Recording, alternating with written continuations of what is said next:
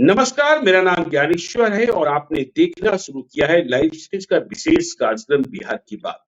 और बिहार की बात के लिए हमारे साथ बिहार के जाने माने political analyst doctor Sanjay Kumar ji, जो एक जाने माने शिक्षाविद हैं, वे आज हमसे फिर से जुड़ रहे हैं। और संजय जी, बातचीत हम शुरू करेंगे। कल भी हम लोगों ने बातचीत की थी शिक्षकों के ट्रांसफर पोस्टिंग को लेकर।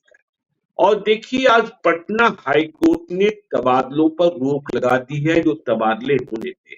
अब कोर्ट आगे सुनवाई करेगा, सरकार को अपना पक्ष रखना होगा। कोर्ट क्या फैसला सुनाता है, इसके बाद तय होगा कि स्थानांतरण होंगे कि नहीं होंगे, और होंगे तो किस तरीके से होंगे। लेकिन हम लोगों ने कल भी बात की थी कि क्या सिर्फ तबादलों से स्कूलों की स्थिति सुधर जाएगी। और देखिए, इस पर हमारे दर्शकों की बहुत मिश्रित प्रतिक्रियाएं आई। अभिभावकों ने सराहा, लेकिन शिक्षक वर्ग नाराज भी हो गया जब हम लोगों ने कहा कि शिक्षकों की ग्रेडिंग भी होनी चाहिए, तभी स्कूल सुधरेंगे और बच्चों का कैरियर संवरेगा। देखिए, मैं दिल्ली में हूं और जब कहीं जाता हूं तो कुछ सीखने का प्रयास करता हूं, कुछ जानने की कोशिश करता हूं कि दुनिया में क्या कुछ नया हो रहा है, क्या बदलाव आ रहा है। दिल्ली में मेरी बड़ी बेटी दिल्ली एनसीआर के टॉप 5 स्कूलों में शामिल एक स्कूल के एडमिन ब्लॉक में है। कल शाम को जब वह स्कूल से घर लौटी तो उसने कहा, पापा अगले 2 महीने तक मेरे पास सांस लेने की फुर्सत नहीं। मैंने कहा, ऐसा क्या हो गया, इतना कौन सा काम बढ़ गया। तो उसने जो बातें बताई, फिर मैं सोचने को विवश हो गया कि ऐसी चीजें बिहार में क्यों नहीं होती और हम कब करेंगे। संजय जी, उसने बताया कि मैं इसलिए 2 महीने व्यस्त हूं कि हमें सिलेबस जो अगले सत्र के लिए है उसे तैयार करना है। हमने पूछा, क्या सिलेबस हर साल बदल देती हो? सीबीएसई जो सवाल पूछेगा वह तो अपने ही पैटर्न पर पूछेगा, अपने ही सिलेबस से पूछेगा। तो उसने कहा कि देखिए, सीबीएसई की पढ़ाई तो है, लेकिन यदि हम अपने को नहीं बदलेंगे और बच्चों को वह चीजें नहीं सिखाएंगे जो दुनिया में, देश और दुनिया में जो चीजें बदल रही हैं, मतलब चेंजेस की बात और चैलेंजेस की बात, यदि इन दोनों को हमने अपने बच्चों को नहीं पढ़ाया, नहीं सिखाया, तो फिर हम इस प्रतियोगिता में अपने बच्चों को आगे नहीं ले जा पाएंगे। तो हमने कहा, क्या बदल रही है और क्या बदला जाना है। तो उसने कहा, दुनिया जिस तरीके से बदल रही है, डिजिटल एरा की बात हो रही है, साइबर क्राइम की बात हो रही है। हमने अपने आज ही बिहार के अखबारों में पढ़ा कि किस तरीके से डिजिटल अरेस्ट कर पटना विश्वविद्यालय की एक महिला प्राध्यापिका से, सेवानिवृत्त प्राध्यापिका से 3 करोड़ से अधिक रुपए ऐंठ लिए गए। और कुछ दिनों पहले गया में एक बड़े डॉक्टर साहब इसी तरीके से शिकार हुए थे। तो हमें आश्चर्य हुआ। तो बेटी ने कहा कि देखिए, केवल कबीरदास, सूरदास या अर्थशास्त्र के पुराने सिद्धांतों को बताने से काम नहीं चलने वाला है। जो दुनिया में हमें यह भी पढ़ाना होता है कि डोनाल्ड ट्रंप की जीत कैसे हुई, हैरिस कैसे हार गई और भारत में क्या सब कुछ चल रहा है, ताकि बच्चे। और इसके अलावा हमने पूछा कि इसके अलावा क्या कर। उसने कहा कि देखिए, मेरे स्कूल के एक ब्रांच में पिछले सत्र में जिस ग्रेडिंग की बात हम लोग कर रहे थे कल, उसकी ही बात। तो एक क्लास के बच्चे अंग्रेजी में काफी पिछड़ गए क्वार्टरली एग्जामिनेशन, और सभी के सभी बच्चे पिछड़ गए। तो घोर आश्चर्य हुआ कि ये कैसे संभव हुआ कि बच्चे बाकी सब्जेक्ट्स में अच्छा कर रहे हैं और अंग्रेजी में पिछड़ गए। कौन सी कमजोरी हुई और विशेषकर इसी क्लास के बच्चे के साथ क्या परेशानी। तो हमने पूछा कि निष्कर्ष क्या निकला। तो उसने बताया कि देखिए, कई बिंदुओं पर जाकर पहले यह देखा गया कि क्या जो क्वेश्चन पेपर दिए गए थे वह बिल्कुल असहज करने वाले थे, इसलिए बच्चे पिछड़ गए।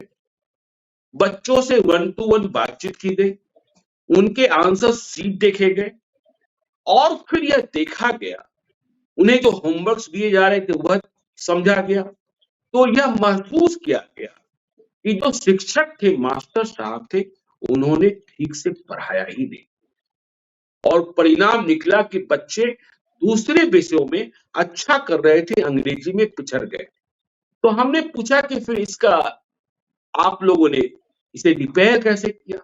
तो एक्स्ट्रा क्लासेज, दूसरे शिक्षक लगाए गए ताकि अगले क्वार्टरली एग्जामिनेशंस में ये बच्चे जो अंग्रेजी में पिछड़े थे वे अपने रास्ते पर सही ढंग से लौट सके। क्योंकि देखिए 2-4 बच्चे पिछड़ सकते हैं, 10 बच्चे पिछड़ सकते हैं, लेकिन बाकी बच्चे साइंस में अच्छा कर रहे हैं, बाकी सब्जेक्ट्स में ठीक कर रहे हैं, अंग्रेजी में ही पिछड़ जाएंगे और उनका पिछला इतिहास अंग्रेजी में पिछड़ने का नहीं रहा है, तो फिर क्यों इस बात पिछड़े?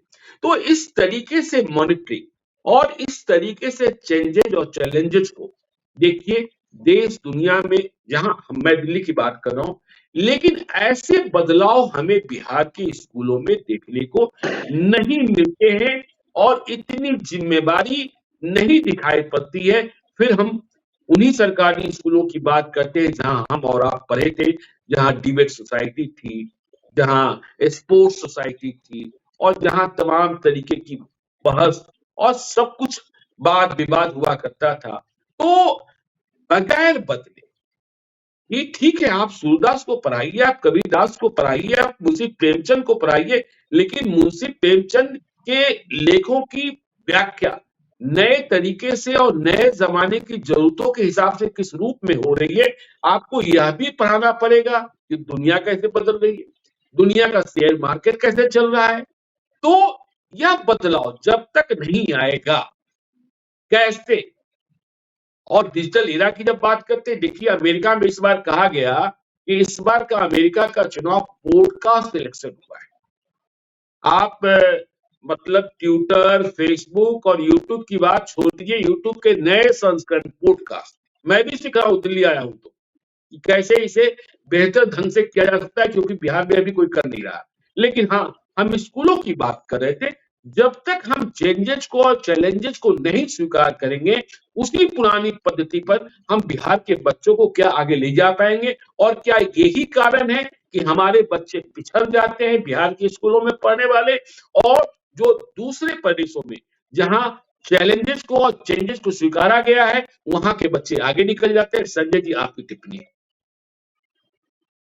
बिल्कुल, आपने बहुत ही मार्के की बात और बड़े ही तरीके से कहा कि आखिर बदलती हुई दुनिया में जी, भारत के बच्चे और भारत में बिहार के बच्चे वो पिछड़ क्यों रहे हैं।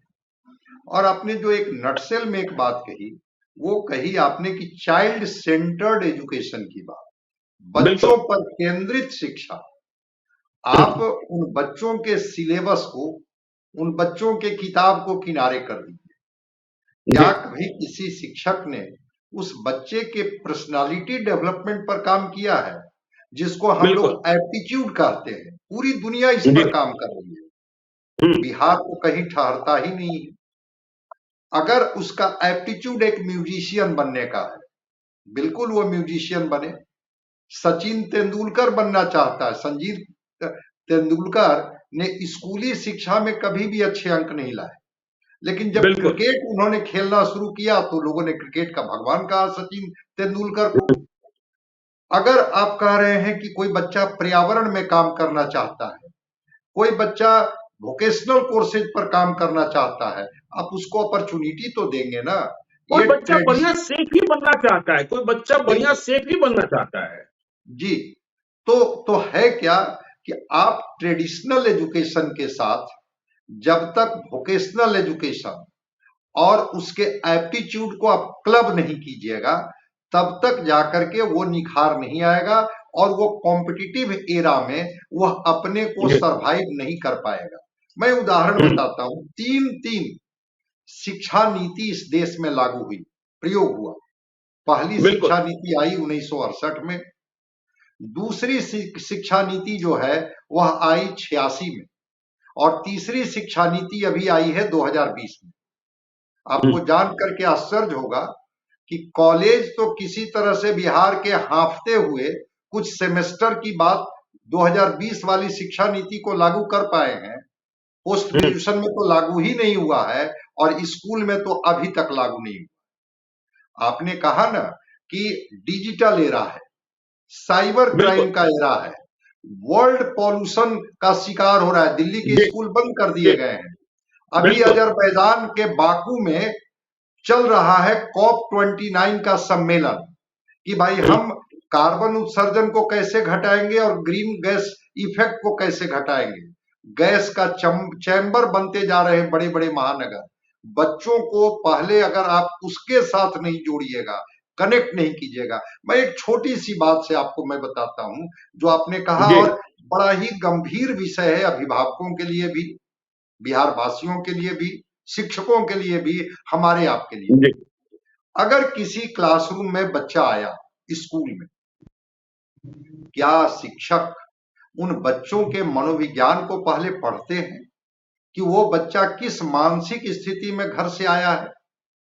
आप जाते हैं और सीधे विषय पर शुरू हो जाते हैं। जब वो फिजिकली केवल क्लास में प्रेजेंट है, मेंटली प्रेजेंट ही नहीं है। कोई आपके बिल्कुल। स्कूल में कोई साइकोलॉजिस्ट नहीं है जो उन बच्चों की काउंसलिंग करे।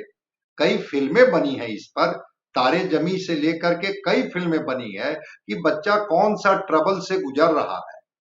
तो आपने तो कोई काउंसलिंग की नहीं, अपना सिलेबस खत्म किया, एक परीक्षा ली और अपने अंक दे करके अपनी जिम्मेवारी से मुक्त हो गए। अंकों के जी गणित में बच्चे कभी भी कॉम्पिटिटिव तैयार नहीं होंगे।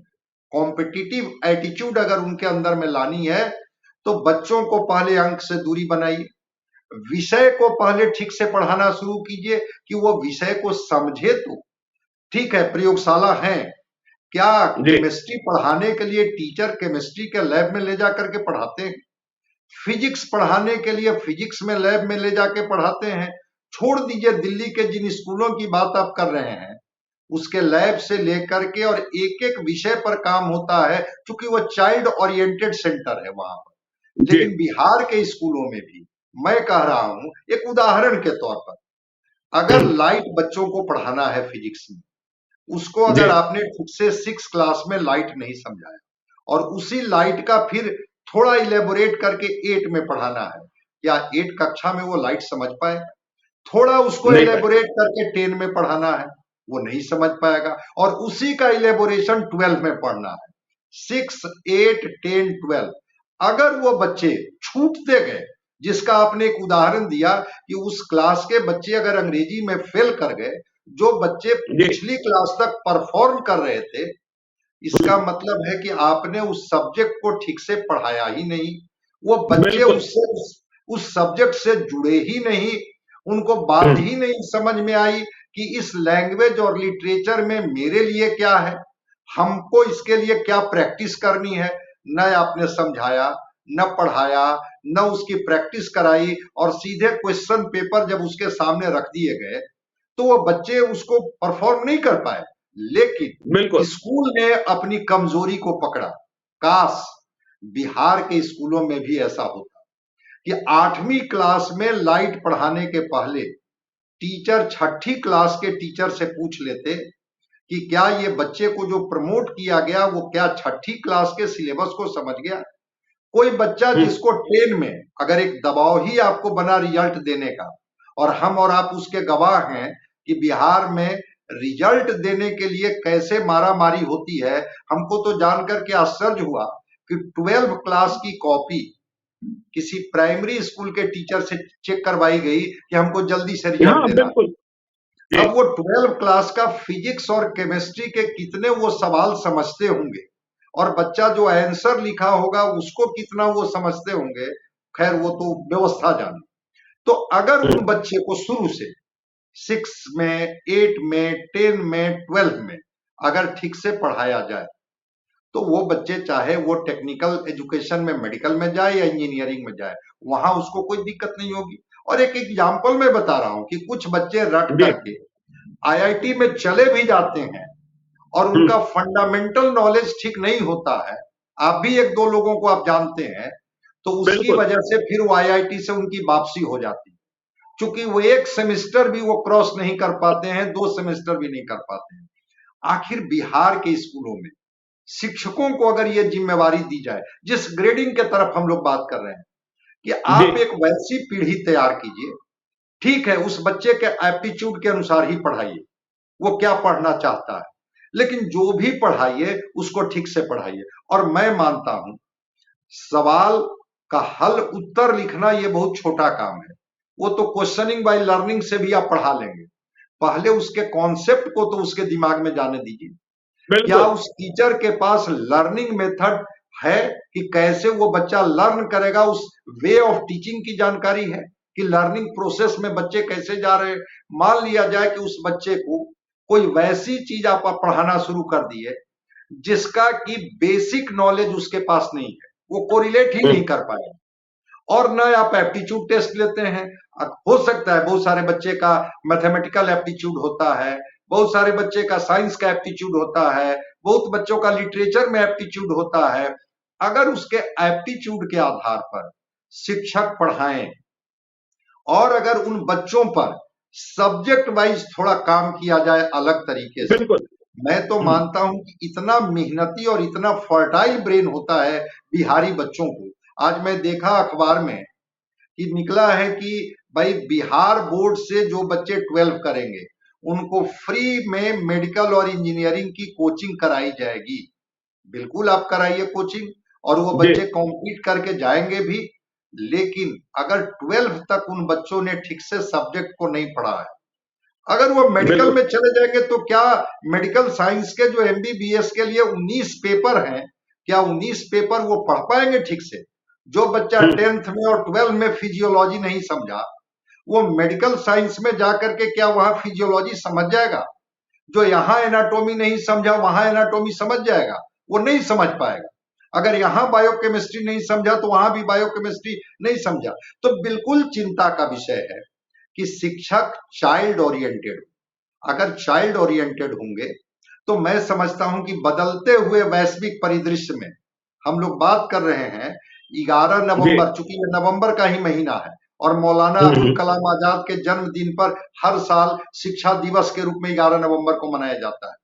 मैं कह बिल्कुल। रहा हूं कि अगर संकल्पित हो जाए बिहार, जिसकी बात मैं कर रहा हूं कि चूंकि यह शिक्षा का केंद्र रहा है, अतीत हम्म, हमारा रहा है शिक्षा का, वर्तमान को भी अगर हम लोग सजा सवार दें, शिक्षक योग्य हों, अगर नहीं योग्य हैं जिसके तरफ आपने इशारा किया, साइबर क्राइम, डिजिटल ट्रेनिंग और पर्यावरण के आप रिसोर्स पर्सन स्कूलों में बहाल कर दीजिए जो हर तो महीने इसका जाकर आशय के टीचर को इसका ट्रेन आशय करेंगे। तो ये इसका आशय तो ये हुआ ना संजय जी, कि देखिए यही कारण है कि जब हम चेंजेज और चैलेंजेज को नहीं स्वीकारते हैं तो बिहार में पढ़ाई का मतलब सिर्फ सरकारी नौकरी है। बिल्कुल और बिल्कुल यदि बिल्कुल। बच्चे, हाँ, मतलब पढ़ाई का मतलब सिर्फ सरकारी नौकरी है और हम सरकारी नौकरी पर ही आश्रित रह गए।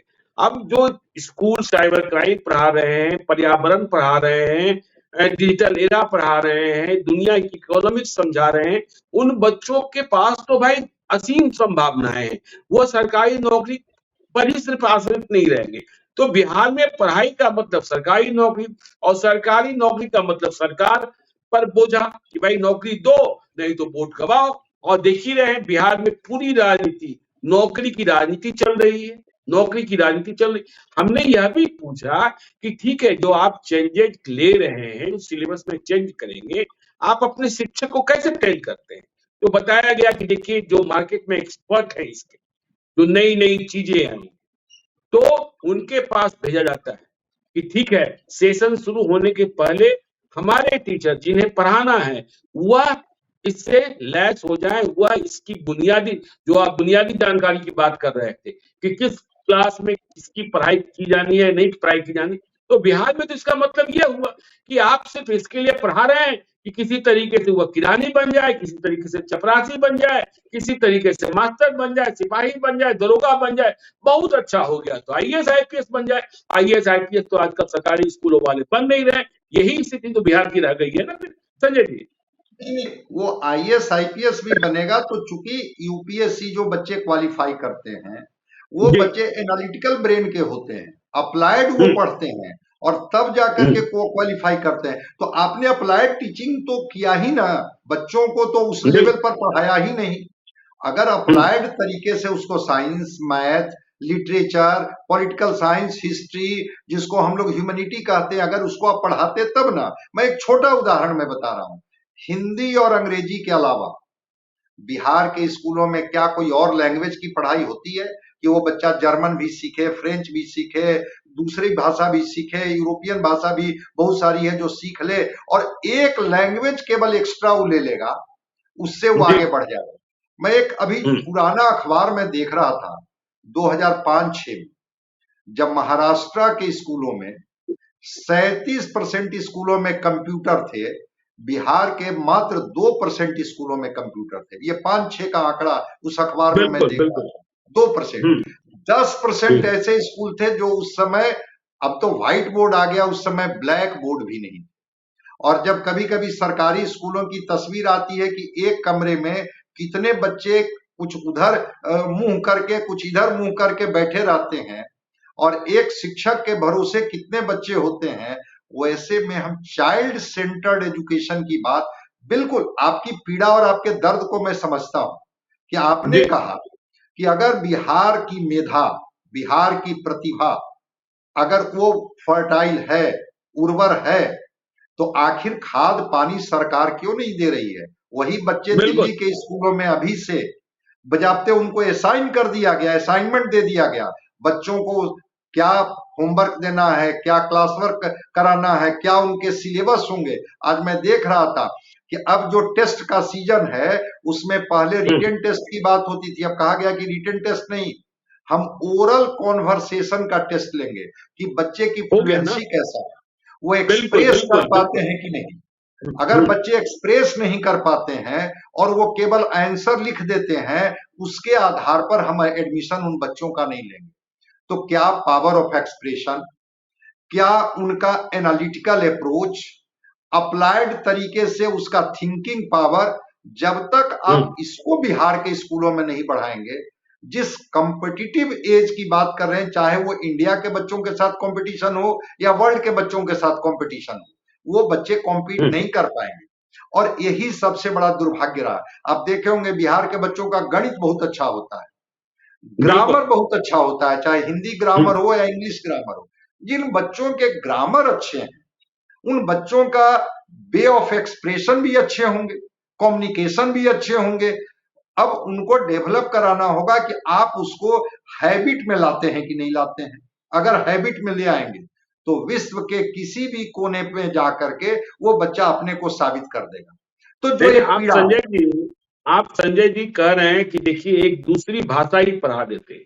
चलिए हम विदेशी भाषा की तो बात भूल जाइए। अभी बिहार लैंड सर्वे चल रहा था, कैथी लिपि जी पढ़ने वाला कोई बिल्कुल, मिल रहा था? हाँ, पढ़ने नहीं वाला मिल रहा। कोई मिल रहा था? कहाँ कहाँ से तलाश कर आप ला रहे हैं, कहाँ कहाँ से तलाश कर ला रहे हैं? यदि आपने इसका ही सेशन, यदि हर साल आप 200 बच्चे को ही पढ़ाते, तो आज उनकी पूंजी क्या होती, आज उनकी डिमांड क्या होती? देखिए, आप कह रहे हैं ना कुछ भी सिखाइए, और देखिए दुनिया के जमाने के हिसाब से सिखाइए। मिथिला आर्ट पेंटिंग की डिमांड देश दुनिया में है ना, लेकिन उसे बनाने वाले लोग किस तरीके से कम होते जा रहे हैं। पटना कलम की बात हमने और आपने सुनी है ना। हाँ? तो बिल्कुल, आप तो बच्चों को सिर्फ इसके लिए पढ़ा रहे हैं कि किसी तरीके से मास्टर सिपाही, और फिर आप पढ़ाते ही इसके लिए हो कि तुम्हारे पास सरकारी नौकरी के अलावा या अंगूठा छाप नहीं हो, इसके कहने के अलावा कोई तीसरा विकल्प हो ही नहीं। तो फिर तो बिहार के लिए बोझा ही बनोगे ना। मैं तो कह रहा हूं कि अब तो ये स्थिति आ गई, जो नए रिसर्च आ रहे हैं उसमें तो जी। ये कहा जा रहा है कि बच्चों के मानसिक विकास से ज्यादा जरूरी है उसका शारीरिक विकास। स्कूलों में पहले बच्चों को खेलना सिखाया जाए, जैसे ही बच्चे खेलने लगेंगे, टीचर उनको उस पार्ट में शामिल करेंगे, उनके अंदर में लर्निंग टेंडेंसी भी डेवलप करेगा, उनके अंदर में बिल्कुल। वो डिसिप्लिन भी आएगा, और उनके अंदर में शारीरिक ताकत भी आएगी। आज आप देखे होंगे, हम लोग भी जब हाई स्कूल में पढ़ते थे तो हाई स्कूल में खेल का मैदान होता था, जी। और उस खेल के मैदान में फुटबॉल का मैच, और बाद में आते आते क्रिकेट, ये दो खेल जो आउटडोर गेम्स में आ गया था, हम लोग तो इसके सहभागी होते थे। गेम टीचर, जी। स्पोर्ट्स टीचर बिल्कुल उसमें लगे रहते थे। आप बता दीजिए कि बिहार के गांवों से कितने स्पोर्ट्समैन निकल रहे हैं भाई। ठीक है, एक अच्छी सूचना है कि खेल विश्वविद्यालय और खेल विश्वविद्यालय में एशियन महिला हॉकी का आगाज बिहार कर रहा है, उसको हम सम्मान देते हैं, स्वागत करते हैं। लेकिन वो जो गांव से लड़के निकलते थे स्पोर्ट्समैन, जिसके अंदर में एक इंस्टिंक्ट होता था स्पोर्ट्स का, उसके अंदर में एक इंस्टिंक्ट होता था म्यूजिक का, मेरे आप देखिए ना, पेंटिंग का। आपने आपने क्या किया, शारीरिक शिक्षा अनुदेशक और स्वास्थ्य अनुदेशक की नियुक्ति की है। मैं लगातार देखता हूँ हैंडल लिंक्स पर वे रोज रोते हैं, रोज चिल्ला रहे हैं। 8,000 रुपयों में भर्ती की है। सोचिए, 300 रुपए भी रोज नहीं, 8,000 रुपयों में शारीरिक शिक्षा। मैं तो बार बार कहता हूँ, या तो आप गुणवत्ता वाले को भर्ती कीजिए, उन्हें सम्मानजनक पैसा दीजिए, और फिर यदि गुणवत्ता वाले को भर्ती कर रहे हैं, सम्मानजनक पैसा दे रहे हैं, तो फिर उनसे नतीजे की उम्मीद भी कीजिए। केवल कोरम मत पूरा कीजिए कि हाँ हमने इतनी भर्तियां कर दी और अब इन्हें हम चाहे जितना वेतन तय कर ले। वो अभी समझते हैं पढ़ाएं ना पढ़ाएं, खिलाएं ना खिलाएं, मैदान हो ना हो, वहां भी आप शारीरिक शिक्षा अनुदेशक रख दे रहे होंगे जहां मैदान होंगे ही नहीं, या मैदान होगा तो अतिक्रमण हो गया होगा। तो मन से देखिए, भारी मन से और केवल संख्या के हिसाब से यहाँ हमें इतनी संख्या में ये कर देना, इससे देखिए किसी सूबे की और किसी प्रांत की तरक्की तो होती नहीं है। नहीं नहीं, डिग्रियां बट रही है ना। जी। स्कूल जो है वहां पर आपने इनरोलमेंट बढ़ा दिया। अब इनको ख्याल आया है, आधार कार्ड मांग रहे हैं सारे बच्चों को, कि चूंकि वो बच्चे जो हैं वो डबलिंग हो जा रहे हैं, प्राइवेट स्कूल में भी हैं, गवर्नमेंट स्कूल में भी हैं, वहां की सुविधा का भी लाभ ले रहे हैं, वहां अनुपस्थिति भी है। इनरोलमेंट आपने बढ़ाया, लेकिन टीचर स्टूडेंट रेशियो आपने नहीं बढ़ाया। जिन शिक्षकों को रखा उन शिक्षकों को आपने सम्मान नहीं दिया।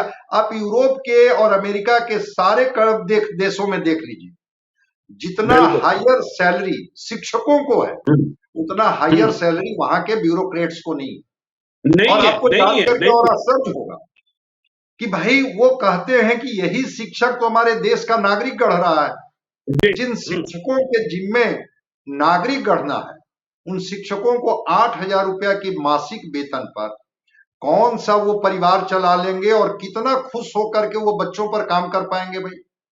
तो 3 चीजें मैं कह रहा हूं, effect of environment, mode of teaching और सेल्फ इंटरेस्ट। स्कूलों में एक वातावरण जब तक आप नहीं देंगे, जब तक वैसे टीचर जो डिफरेंट मेथड से बच्चे को नहीं पढ़ाएंगे, अच्छा इस मेथड से तुम नहीं समझ पाया, चलो इस मेथड से बताते हैं, अच्छा इस मेथड से भी नहीं समझ पाया, चलो हम इसको एग्जाम्पल दे करके समझाते हैं, अच्छा एग्जाम्पल से भी नहीं समझा, चलो हम इसके लिए एक अलग से प्रयोग करते हैं। अब सारे विश्व में विजुअल क्लासरूम हो गया है, और बिहार की सरकार कर रही है कि हम सारे स्कूलों में स्मार्ट क्लास लगाएंगे। अब ये स्मार्ट क्लास पर सोच रहे हैं, जब पूरा दुनिया जो है वहां के बच्चे विजुअल क्लासरूम में पढ़ रहे हैं, जो स्मार्ट क्लास के स्क्रीन पर वो चीजें आ रही। आपने कहा ना कि बदलते हुए समय में आप उसी अतीत में जाकर के ठहरे हुए हैं कि हमने इनरोलमेंट रेशियो इतना कर लिया, इतना रिजल्ट हमने दे दिया, डिग्रियां मिल गई, चलिए विपक्ष को या यहाँ के लोगों को अभी से कोई मतलब नहीं है।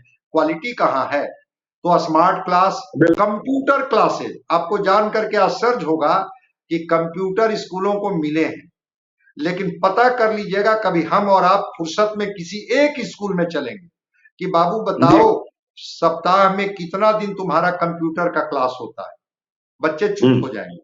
कितना दिन तुम लैब में जाते हो, बच्चे चुप हो जाएंगे।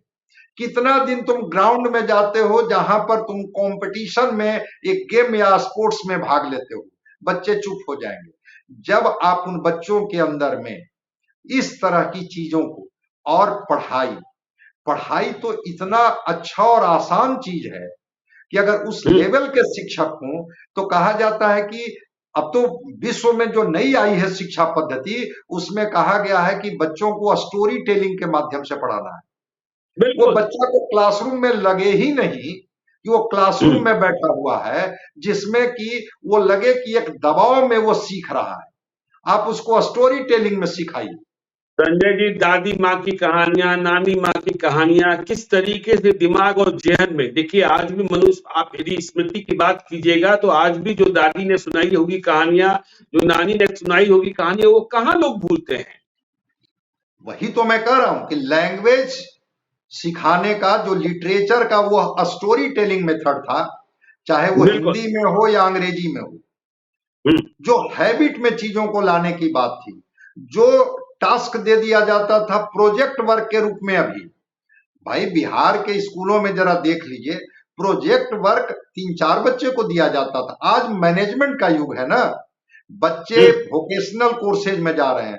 जब वो मैनेजमेंट इंस्टीट्यूट में दाखिला लेता है बच्चा ग्रेजुएशन के बाद, और जब उसको कोई प्रोजेक्ट या असाइनमेंट मिलता है, कुछ देर तक तो उसको समझ भी नहीं आता है। कहते हैं कि ठीक है, एक मार्केटिंग का तुम डेटा तैयार करो, और तैयार करो कि कोई कंपनी क्यों डूब गई और कोई कंपनी क्यों आगे बढ़ गई। चूंकि बिल्कुल। बचपन से उसको इस तरह से तैयार ही नहीं कराया गया। तो आपने कहा हम्म। कि बिल्कुल एक सरकारी नौकरी करने के लिए कि चलो तुम्हारे पास ये डिग्री हो जाएगी, और इस डिग्री के आधार पर एक परीक्षा का सिलेबस मिलेगा, उसको पास कर जाना है, डिग्री बन जाएगी, मिल जाएगी, नौकरी मिल जाएगी, तुम्हारा जीवन 60 साल 65 साल के बाद रिटायरमेंट के बाद तुम मान लोगे कि मेरे जीवन में इतना ही था। जब पूरी दुनिया दौड़ रही है, भाग रही है, आप ठहरे हुए हैं और कह रहे हैं कि नहीं हम इसी कछुए के चाल से चलेंगे। ठीक है भाई, जी। तो जो शिक्षक, जो स्कूल, जहां पर जिसकी बात आप कर रहे हैं कि उनको सिलेबस तैयार करना है, बच्चा कलर कैसे आइडेंटिफाई करेंगे, बच्चा हम्म। शब्द कैसे पढ़ेंगे, तीसरी क्लास तक या इवन 5वीं क्लास तक अगर बच्चा हिंदी और अंग्रेजी शुद्ध शुद्ध पढ़ना सीख ले और शुद्ध शुद्ध लिखना सीख ले, मैं मानता हूं कि उसकी तैयारी हो गई, उससे ज्यादा की जरूरत नहीं है। आपको एक और चीज मैं बताता हूं, हम लोगों का भी मेथड वही तो वैदिक मैथमेटिक्स है, जो पूरा बिल्कुल। वर्ल्ड उसकी नकल कर रहा है। आपको याद होगा 40 तक पहाड़ा याद करा दिया जाता था, जिसको आज टेबल जी। कहा जाता है।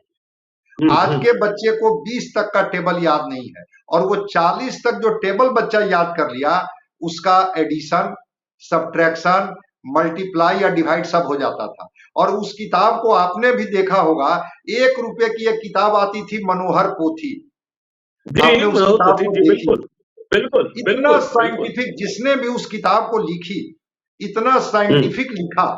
हम समझते हैं कि तीसरे क्लास के बच्चे तक के लिए वो काफी थी वो किताब, कि अगर उस किताब बिल्कुल। को केवल किसी बच्चे ने पढ़ ली, आपने हम्म। बस्ते का बोझ बढ़ा दिया। लेकिन जब टीचर उसके लायक स्कूलों में नहीं दिया, और बदलते हुए परिदृश्य में कंप्यूटर, डिजिटल एजुकेशन, उसको साइबर क्राइम, इन्वायरमेंट फ्रेंडली, और विश्व में जो घटनाएं घट रही हैं उससे जब आप अवेयर नहीं कराएंगे, तो वो बच्चे तो पिछड़ ही जाएंगे ना। अब बच्चे, दुनिया के बच्चे बहुत तेजी से आगे बढ़ रहे हैं।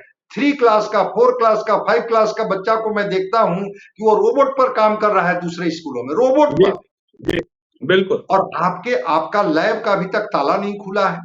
वो जो साइंस और टीचर है छोड़िए फिजिक्स संजय के, जी, और छोड़िए, अब तो शुद्ध हिंदी लिखने वाले लड़के नहीं मिल रहे हैं। इतना बड़ा संकट हो गया है, इतना बड़ा संकट हो गया है कि शुद्ध हिंदी नहीं लिखने ये वाले लड़के नहीं मिल रहे। नहीं, ये जो आप कह रहे हैं, ये आप बड़ी गंभीर बात करें, चूंकि असर की रिपोर्ट है कि बिल्कुल। 8वीं क्लास में पढ़ने वाला बच्चा, बिहार के लिए ही, हम्म। 5वीं क्लास के बुक को नहीं पढ़ पाता है। 8वीं क्लास में पढ़ने वाला बच्चा, जी। 9वीं क्लास में पढ़ने वाला बच्चा, 4थी क्लास का गणित वो नहीं बना पाता है। और वो सोचिए बच्चे को आप सोचिए। डिग्री बांट रहे हैं, बांटिए डिग्री। हम्म। कॉलेज में जो बिल्कुल। बच्चे ग्रेजुएशन कर गए, आपके दफ्तर में भी बच्चे आते होंगे मास कम्युनिकेशन का हम्म। डिग्री लेकर के, आप कहते होंगे कि बाबू एक खबर है, जरा तुम इसको अपने स्टाइल में बना के दिखा दो। वो बच्चे अटक जाते होंगे, वो नहीं खबर हाँ बना हाँ, पाते अब हैं। पूछिए मत। अब क्या मतलब, वो पीड़ा जो है ना, वो तो मैं बयां ही नहीं कर सकता हूँ कि क्या पीड़ा होती है संजय जी। खैर चलिए, आज बातचीत लंबी हुई और यह बिहार के लिए जरूरी बातचीत है। हम तो यही कह सकते हैं, जागो बिहार जागो। दुनिया बदल रही है, यदि नहीं बदलोगे तो ठहरे हुए तो हो ही, और पिछड़ते चले जाओगे। कभी हम इसके लिए रोते थे कि हमारे यहाँ विधि व्यवस्था खराब है, देखिए आज जंगल आज नहीं है, लेकिन हम अपना गौरव, अपनी पहचान खोते जा रहे हैं, क्योंकि हमारी शिक्षा व्यवस्था बद से बदतर होती जा रही है और यदि इसे सुधारा नहीं गया तो बिहार के पास कुछ भी नहीं बचेगा। इसलिए हम बिहार की बात करते हैं ताकि बिहार को जगा सके। आप देखते रहिए लाइव स्टेज को। यदि अब तक आपने हमारी यूट्यूब चैनल लाइव स्टेज को सब्सक्राइब नहीं किया है तो जरूर कर लीजिएगा, और यदि इस बातचीत को आप फेसबुक पेज के माध्यम से देखें तो पेज को लाइक कीजिएगा, एंड नेक्स्ट पर फॉलो कीजिए। धन्यवाद।